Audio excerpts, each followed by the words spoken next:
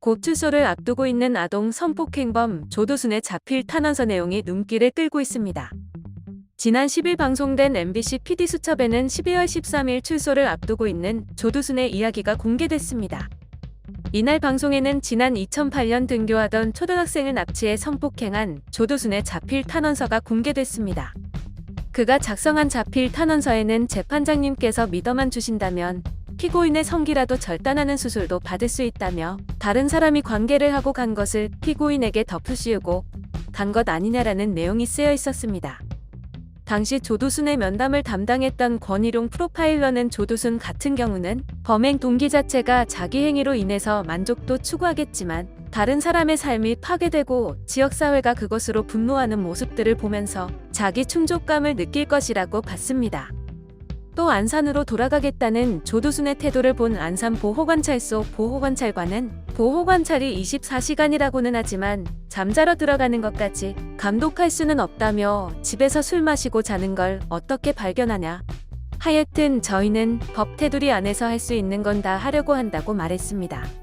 한편 조두순 피해자 가족이 결국 안산을 떠나기로 했습니다.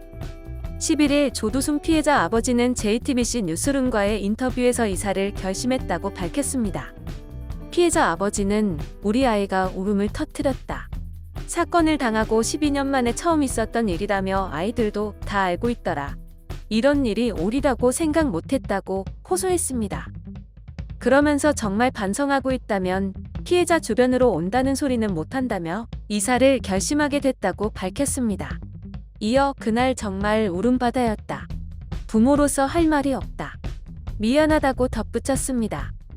이를 본 네티즌들은 피해자가 피난을 가다니 범죄자 한 명 보호하기 위해 국민열세 얼마나 써야 하나, 어떻게 된 법이 범죄자를 피해서 피해자가 이사가게 하냐, 조두순이 반성을 했다고 한들 의미가 없었을 것 등의 반응을 보였습니다.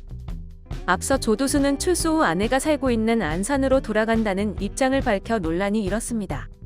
또한 출소 후 생활에 대해 막연히 일용노동을 할 것이라고만 할 뿐 구체적인 사회생활 계획이 없다며 불안정한 생활 상태가 지속될 것으로 보고 있습니다.